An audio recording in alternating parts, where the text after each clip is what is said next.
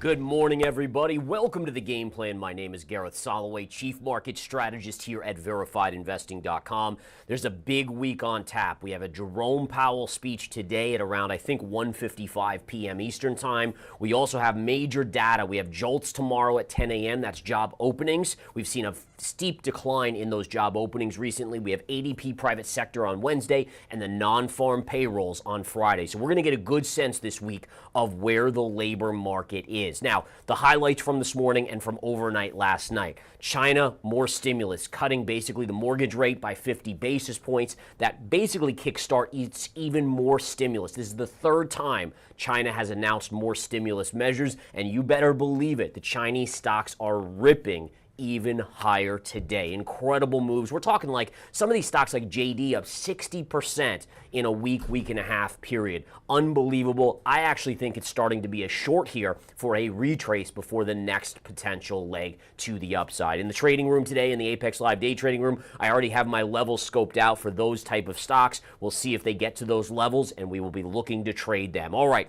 first and foremost, we have the S&P and the NASDAQ futures are down just a little bit.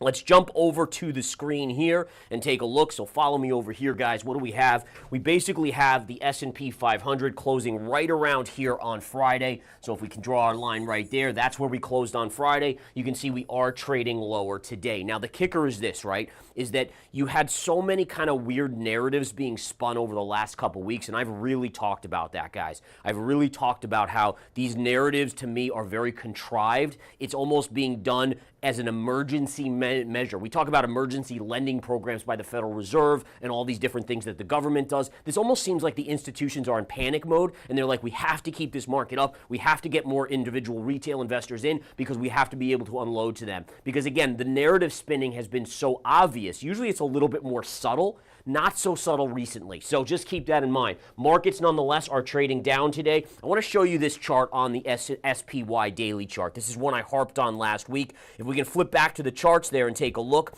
at this, guys. Remember the doji? This was when the next day after the Federal Reserve cut rates. A doji, again, has a little bit of a wick on top, a tail on the bottom, and it closes flat in the middle right there. Notice how the high of that, we opened above it on Thursday, we closed below it. We opened above it on Friday, we closed below it. The market is struggling to take that out. Remember, I said that if we take that out, we should go to 6,000 on the S&P 500. Now, listen, it's still a chance they'll be able to spin these jobs data numbers coming out. We all know how that's going to go, right? We all know, right? So the jobs numbers probably come out, weak or whatever, and then, or maybe they'll come out strong, and then the revisions the month later. And by the way, that's one of the things I'm going to watch very closely is that we get that jobs number on Friday. Do they revise last month's down even more? If they do, you really can't trust these jobs numbers whatsoever. You have to assume they're weaker than anticipated or being reported. All right. Now, a couple other things here today. We do have some bad news out of Stellantis, so we follow me over here. We can take a look here, guys. So Stellantis is down about 10 to 13% here pre-market. This, again, Dodge maker, Ram maker, a car maker, essentially, for those of you that may be out of the country that aren't familiar with this company. But they basically said they're looking to get rid of inventory or lower inventory because they're seeing weakness across all markets, guys. This is another cue that is telling us that the individual consumer is beginning to pull back just a little bit. And again, it is affecting the big ticket items like cars and even houses. Housing has really slowed down. Granted, prices haven't declined that much yet, but I do think as the economy weakens, we will see more of that. All right. So Stellantis is in play here. Let me go back to the chart here and we'll just take a look. Look at this chart. If we go back to the chart, look at how much this is down already, and now it's down another 13% pre-market, trading below 14. If we look at this, we have the lows here at around 1477, so we're already below those lows. So the question is, where is your next level of technical support? And to be honest, there's a good gap fill right down here at around 1360. 1360 would be a first initial potential trend line for an entry today, and this would be more of a day trade. But nonetheless, 1360 is on the radar, and then if it continues down, there's a secondary gap fill at around 1220, followed by double bottom, even triple bottom down here. So once you get in this lower range, I think this first one's a day trade. This might be a swing trade. Look at how beaten down it is already, but nonetheless, start to look at those levels on a swing basis. All right, let's talk some NVIDIA this morning, guys. We are seeing NVIDIA under pressure this morning. So a couple things to note here. There's definitely been some chatter about China starting to play catch up, not only with stimulus, obviously, for their economy, but also in the chip sector, coming up with new chips, maybe potentially starting to dilute the chips if they start making chips that rival what NVIDIA is doing. We're seeing the whole chip sector under pressure. And you can see, again, if we look at NVIDIA here, NVIDIA closed right up in this range on Friday. It is down over $3 pre-market here. Now, again, if you're part of the stocks, the smart money stocks and ETFs, we did pick up the SOX, the SOXS, which is a triple short SMH or semiconductor play. We are in the money on that, obviously, based off this move. On a technical basis, the semis were a short late last week. All right, couple other big players here in the motion in pre-market. We are looking, we're going to go to Bitcoin in just one second, but we are looking at Meta basically holding flat. Apple, let's take a look at Apple here. The daily Apple chart, look at this on the chart, guys. See this trend line right here? Notice how it keeps trying to get through. Here's your first pivot, your second, your third, and even your fourth here. Is it going to get rejected down to this area of support, or will it push up and break out, in which case you'll test the all-time highs? And by the way, with NVIDIA, same thing. Look at that. Right there, it opened above, got rejected, and then on Friday fell, and guess what? It's trading down in this range today. So you can see these trend lines working magic right now, keeping price under wraps versus what we are currently seeing in some of the other areas like the Chinese stocks. So let's go talk about the Hang Seng stock market here. This is the China stock market, and one of the most incredible rallies. Let's follow me over here and take a look. Look at this move on the Hang Seng market. Now, again, imagine if we were here and we were saying, wow, in the last 2 weeks, the S&P has rallied 20% or more.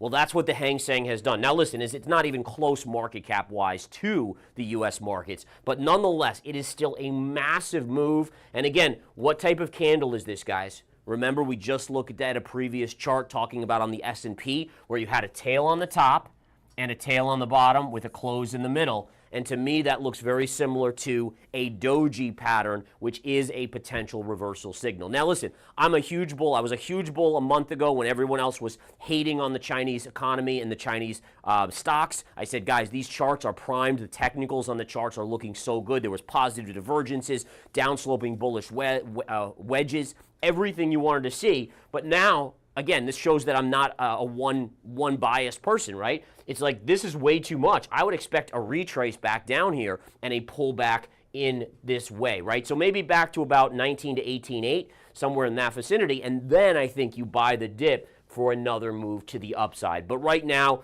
you can't be chasing this. And by the way, I read this about this morning. I do lots of pre-market reading and see what all the avenues are. I look for where's the hype, where's the narratives, all this kind of stuff, so I can report to you guys and let you guys know what's going on. But a lot of reports saying that in China, the retail crowd, the retail investor over in China is clamoring, climbing over everyone else, trying to get in these stocks because they're running, and they're all trying to buy up here. In fact, a lot of the brokerages in China couldn't process all the orders in their session because it was so many people trying to pile in. To me, ask yourself this, guys, and I know you guys are smart about this. So is that a sign of a short-term top, or is that a sign that this is going to continue to run in the short term? Now, longer term, again, we'll see where that goes, but I think we all agree is when the retail crowd FOMOs in, think of Bitcoin at its highs or think of lots of these other things, that's usually close to the end before they have to flush those weak hands out and bring it in for then a potential move to the next move up. So really the retail investor, will put an R here for retail. Retail buys in this upper range, and then the institutional money, or just the way that human psychology works, it wants to flush those players out. So it takes it down. Down here, these same people right here, the retail crowd, they start to worry. Oh my gosh, was I wrong? I'm down on my investment 10% already. All right, let me just get out. So the weak hands get out right here after buying up here. And then you know what happens? The next leg comes in. And this is it doesn't matter if it's the Chinese market or the US markets or oil or gold, it's all the same. In fact, recently we saw this in gold, right? We hit my 2660 level. Everyone was like, you started to see in the news like people calling for, oh, 3000's coming, the retail crowd's finally getting involved. What happens? Oil pulls back Friday. It's down today. We'll take a look at that chart as well. All right, so just a little bit of insight there, guys, into that. And if you look at stocks, again, I mentioned JD, Alibaba. These stocks have gotten way ahead on their skis, most likely need to pull back after maybe today's rally. We'll see. All right. What else do we want to look at here? All right, so I did promise you guys that I would look at or I would show you guys my options portfolio with one of my options trades, my biggest options trade. So follow me over here. This is my options portfolio right now, okay? Now, throughout the rest of the week, I'm going to reveal all the rest of these positions. All the rest of these positions I will reveal.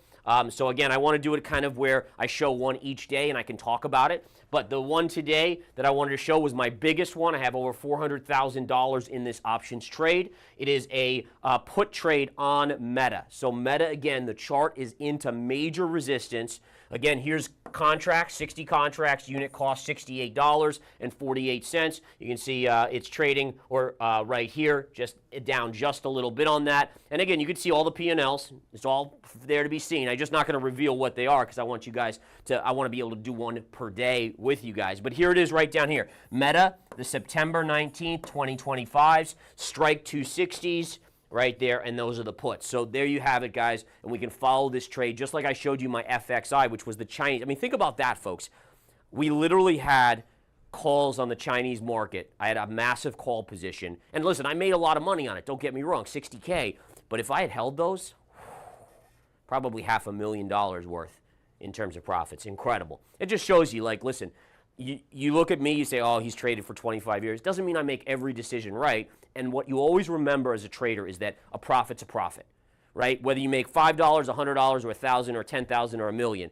The point is you want to be consistent about it. It's not so much about how much you're making on each trade. It's the consistency of having a high win rate, which again is why I use the charts, because it allows me to figure out probabilities.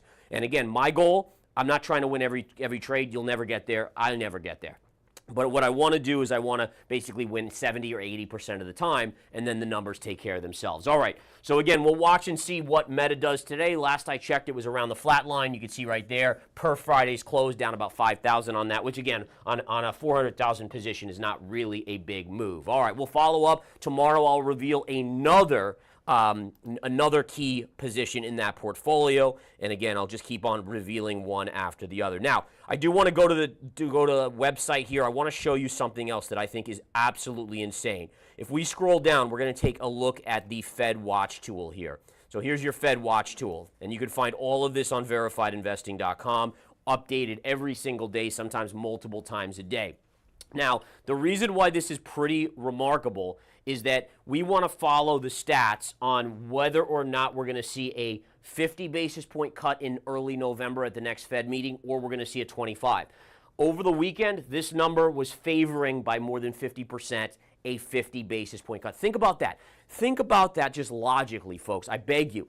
Like, so you're telling me the Fed is trying to tell us, and the narrative spin is that everything is fine, but the Fed had to cut 50 basis points in the last meeting, and potentially the market is at a 50-50 right now about whether they're going to cut 50 basis points again. Imagine them cutting 50. That'll be 100 basis points in about a month and a half, but there's nothing to see here, folks. Everything is normal, perfect landing.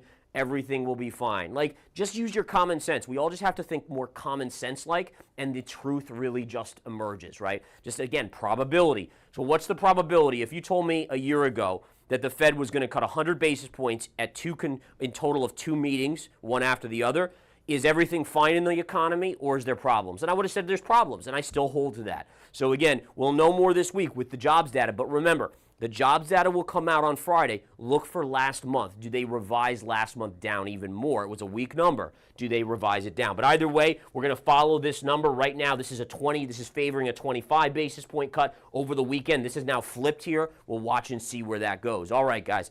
Lots to discuss. All right.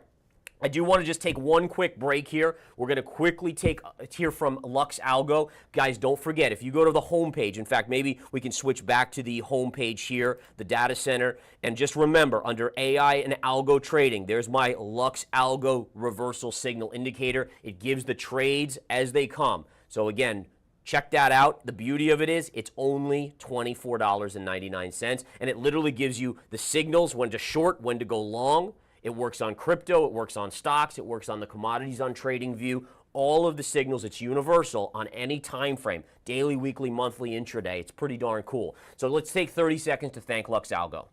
Have you considered enhancing your trading experience? We have an amazing tool for you. 𝗟𝘂𝘅𝗔𝗹𝗴ecie creates next-gen trading indicators to help the world understand the markets in a smarter way. They have the largest user profile on TradingView and are the only official Discord partner in the technical analysis space. 𝗟𝘂𝘅𝗔𝗹𝗴ecie Premium operates seamlessly with top platforms, such as TradingView and Discord, making it the perfect tool for every trader. Take your trading analysis to the next level with 𝗟𝘂𝘅𝗔𝗹𝗴cie. Please visit the description below and sign up for 𝗟𝘂𝘅𝗔𝗹𝗴cie today. All right, guys, back into the action. We're going to take a look at Bitcoin now. Follow me over here, guys. Bitcoin, actually a pretty big sell-off this morning. Take a look at this, guys. So we have Bitcoin, which was hammering on the daily 200 moving average. You can see here in the pink line right there. It got above here, and now look, it's retraced into that level. This is classic technical behavior in terms of a chart. So it got above finally, and again, it now is coming back in and pulling right back into that level. So again, you can see right there, that's your technical support. Now, if that gives way and price ends up closing below the pivot line, this is your bullish bearish pivot line. I've talked about this for a long time. That would be your technical support level right there. That's just above 60,000. And then again, you don't want to see, if you're a bull, you do not want to see that pivot line go. This one, this 200 MA, it's kind of okay. You can see it got above here and failed. If it gets above here, comes down, it can still go back up to the 68,000 level. But if you get below the pivot line, that's where I think you get a very fast drop down into support number 1 and support number 2, back to about 50,000 and change, maybe even 49,000 on Bitcoin. So Bitcoin, again, giving back some of its recent gains here. A little bit concerning because the stock market's not down that much. So again, you just want to be very aware that the correlation between Bitcoin and the stock market is at almost unprecedented levels right now. And that just makes me very nervous about crypto, because I do worry that at some point we're going to get that stock market correction again, maybe a 5% or 10%, or how much does Bitcoin drop, or how much does Ethereum drop, which has remained weaker than Bitcoin overall. All right, let's go to a couple of these other charts here as we go through. We'll take a quick look at gold. If we flip over to the gold chart, we can see here, gold again, guys, right into my key technical level. I did short gold with my commodity members last week. So again, we are short, and we're short the GDX. And remember, I've been a staunch bull on gold, and I remain bullish on gold, right? So again, I think that's important, is that, remember, time frame matters. Short term, we're due for a pullback on gold. It's just that simple. So gold overbought. The hype was getting too big, too many retail, and I hate saying that because I fight for the retail investors, but I'm trying to educate so you guys don't become, or you don't fall into these loopholes, right? But the point being is, too many retail were piling in. The hype on the media was getting too big. It's due for a pullback. It hits the logarithmic level. As we go back to the chart here, you can see from 1980 to 2011, boom, right into that level. If we zoom in, you can see it pulling back as we speak. There's your little tail right there on that pierce. All right, so where do we pull back to? I think only about 2,500. That would be what I would look for. That'll be where I cover my shorts, and then I'll probably flip it right back into a long, as my mid to long term is still rosy. I just think, again, you got to flush out the weak hands, just like in other markets that we've seen over and over again. Silver, let's take a look at silver real quick here. Silver, if we flip back to the daily, let me move off the logarithmic chart. You can see it's doing exactly what the arrows told us we would likely do. Here's your classic double top here, double top right with there. It pierced, ran the stops on the bears, got them out, and now it's allowing price to drop. Look for a retail, look for a buying opportunity just below $30 per ounce on silver, and then I think you have a good chance of getting your next move to the upside. If we flip over to oil, oil, again, this has been the conundrum that has kind of perplexed me. And let's just follow me over here. I want to talk about oil. So I've talked about this last week with you guys. Oil, China's stimulating like crazy.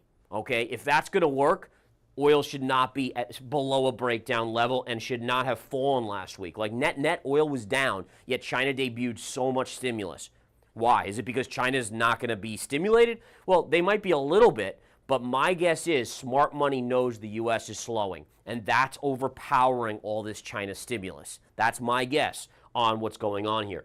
Ultimately, my 2025 target on oil is $50 a barrel. So $50 a barrel or lower. All right, so again, watch for that next year. We're getting towards the end of the year. I'll start giving you guys my projections for 2025. But right now, my first one is around $50 a barrel, maybe as low as 40, but that would have to be a pretty nasty recession to get us down in that range. Okay, And by the way, just a reminder, you have the continued, escalation of what's going on in the Middle East, and that still having no impact on oil, mainly because the U.S. produces so much at this point, but also because a weakening U.S. economy is trumping all of those other situations. It's such a big deterrent to usage or demand for oil. All right, natural gas real quick here, guys. Let's take a look at natural gas on the chart. Here it is, guys. We hit it. We hit it. I did add in my commodity service to my short on natural gas here. Again, I'm looking to add even to my KOLD position, but you can see very clearly there's your trend line. We finally have hit it. And look, you're already seeing a little selling today coming back in. So a little bit of a whipsaw, kind of freak out the weak hands on the short side. Let's see what happens here. I still have maneuverability in case I need to add to my position should it come to that. But again, I will keep you guys posted. I'm short natural gas in this range, and I've just been inching in little by little, every little pop that it makes, inching in, dollar cost averaging. And I found that is the most efficient way to keep a high win rate. Okay? And again, I think that's important. Remember, it's not about hitting a home run. In fact, every time I try to hit a home run, I end up striking out essentially on a trade. That's why you have to understand it's about probability and a singles and doubles hitter. One of my favorite baseball players when I was growing up, I used to live outside of Boston, then I was in New York, Wade Boggs. He got to the Hall of Fame not as a home run hitter, but as a singles and doubles hitter. And he, by the way, he lives down here in Tampa, so shout out if he's watching. But the point being is that's what you have to do. The best traders in the world don't look for home runs. Those naturally occur just by, like Wade Boggs still hit an occasional home run. He wasn't trying to. The home run hitters, remember, guys, and this is called the game plan, but the home run hitters are the ones, they're always swinging so hard that they have a huge strikeout ratio. So their on-base percentage, their batting average is super low. You can't do that in trading and investing because we can't afford to, crush our accounts that much on one big loser. We can't strike out. Singles and doubles gets you to the Hall of Fame. Ask Wade Boggs, buddy. He's awesome. And again, special shout out to him today. All right. On that note, guys, I got to get going. I got to get over to my trading floor, the Apex Live Day Trading Room. Don't forget, we have daily passes for that, weekly passes, and we're just about to debut some new cool features that we're introducing for the Apex Live Day Trading Room. Check it out there. I'll see you in the charts. Take care.